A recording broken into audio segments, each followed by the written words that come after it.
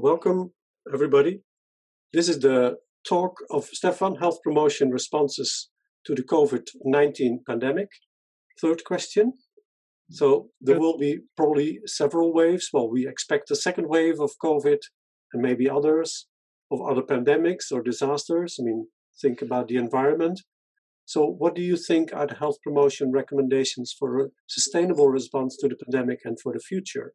So I think it's important. The word sustainable here is important. So I think we have the situation of crisis, and we have also all the after effects. So a sustainable reply to the COVID-19 pandemic should go beyond the crisis and should also look at the total picture. And I think that's where health promotion really can contribute. And I think it is really drawing on skills and expertise that we expect health promotion workers to have. And so that includes, as I mentioned before, the more not just sustainable, but also more evidence-based ways of helping people, facilitating people to not only adopt protective behavior, but also maintain it. And so much more fine-tuned and much more evidence-based than what we've seen so far in dealing with the epidemic. Secondly, I think the health literacy aspect, I think, should also be part of the reply, not only to deal with this wave, but also for the next waves, if there are any, or other pandemics, if necessary.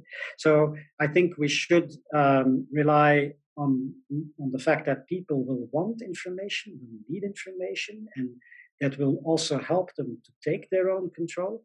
But that means that we have to invest in helping people to develop the competences to deal with information and to make the distinction between accurate and non-accurate, or reliable and non-reliable health information. We should also definitely act on the organizational and community level.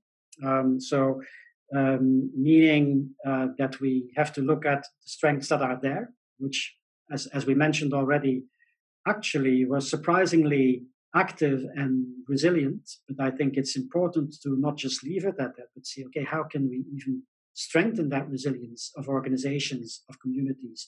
How can we strengthen the support that we find within communities and make sure that they don't peter out? And I think there we can definitely draw on a lot of expertise in health promotion with the settings approach.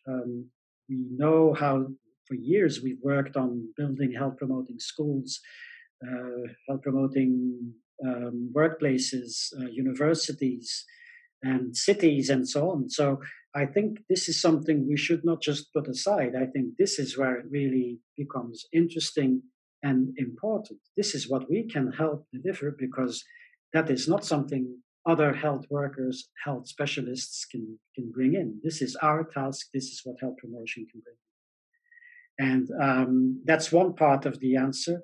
The other part of the answer is that, of course, every crisis is also an opportunity to learn.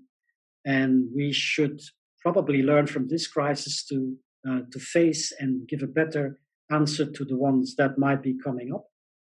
And so, first of all, I think health promotion should realize that infectious diseases are still important.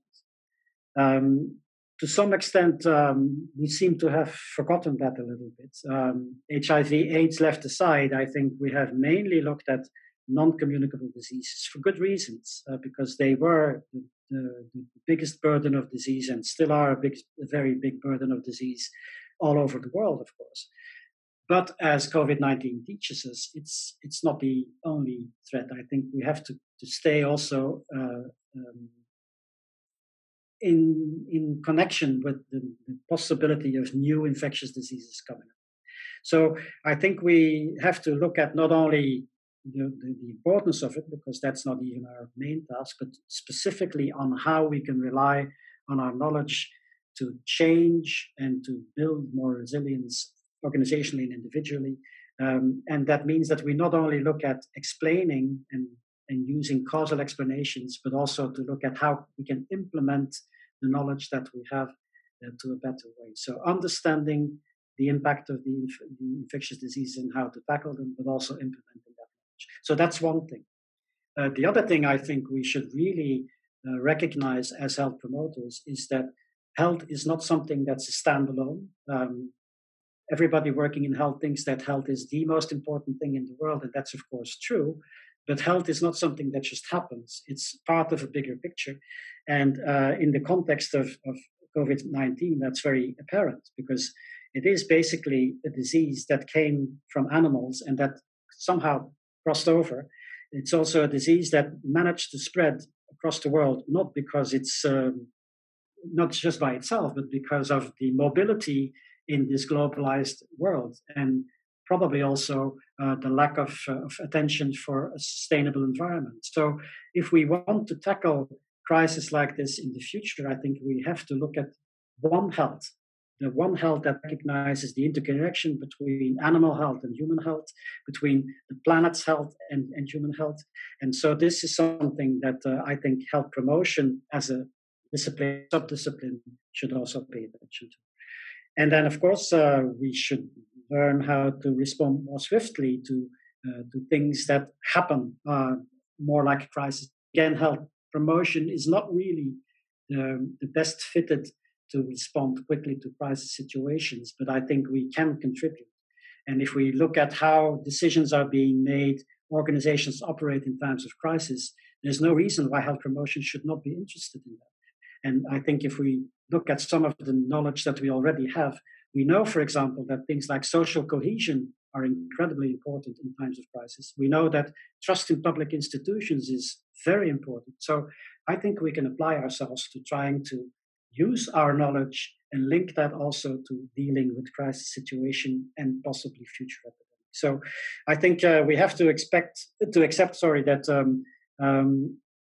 although we all like to think and want that we can control our health and all that comes with it, I think we should also control the fact that we can't control it and help people to live with that belief, but at the same time doing the best we can to make the control as good as possible. So that's what my answer would be to that question.